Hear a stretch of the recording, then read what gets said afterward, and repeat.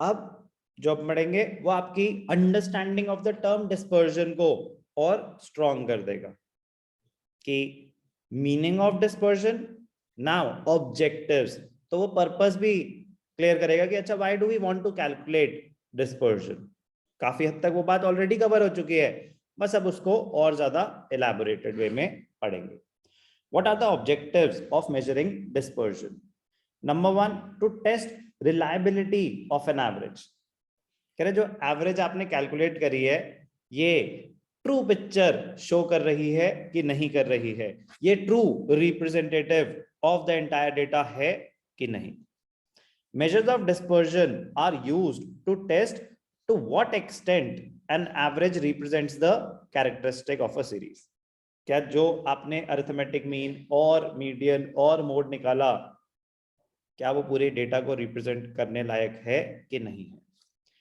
A low value of dispersion implies there is a greater degree of homogeneity. Low value of dispersion, इसका मतलब data कम scattered है। Dispersion जितनी ज्यादा मतलब आपका डेटा उतना ज्यादा स्कैटर्ड, उतना ज्यादा इनकंसिस्टेंट। डिस्पर्जन जितनी कम आपका डेटा उतना ज्यादा होमोजीनियस। कह रहे एग्जैक्ट मतलब उसी के जो सेंट्रल वैल्यू उसी के आसपास है सारी values. Consequently, their average can be taken as more reliable or representative of the distribution if there is low dispersion. On the other hand, if the dispersion is large, then the data values are more deviated from the central value, thereby implying that the average is not representative of the data and hence not quite reliable. So objectives of measuring dispersion: number 1, to test reliability of an average. Number 2, to compare the extent of variability in 2 or more distributions.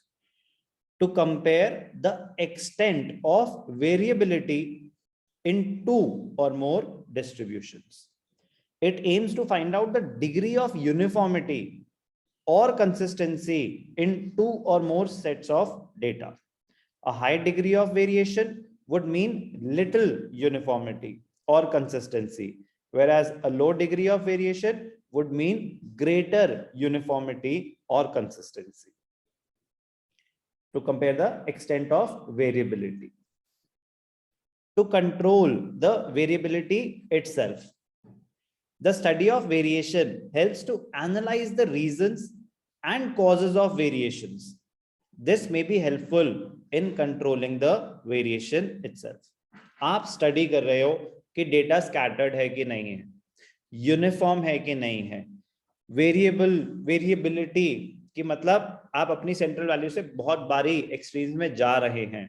तो जब आप ये study कर रहे हैं, then you get a chance to do something which can improve the situation. आपके सामने result आ गया तो अब आप उसको कंट्रोल कर सकते हैं कि नहीं आपके कभी कभी बहुत ज्यादा कम मार्क्स आ रहे हैं, कभी कभी बहुत ज्यादा आ रहे हैं, इनकंसिस्टेंट बिहेवियर है, चेक करो कि प्रॉब्लम क्या है, तो आप सॉल्यूशन की तरफ जा सकते हैं। You can control the variability itself. Last objective, to facilitate and to serve as the basis for further statistical analysis. Measures of dispersions are used in computations of various important statistical techniques like correlation, regression, test of hypothesis, etc. Dispersion, it helps in facilitating and to serve as the basis for further statistical analysis. Measures of dispersion are used in computation of various important statistical techniques like correlation, regression, test of hypothesis. Dispersion तो हमारे course में है ही है, correlation भी हमारे course में है, regression नहीं है, hypothesis नहीं है. But what are the objectives? Number 1 and the most important, to test the reliability of the average.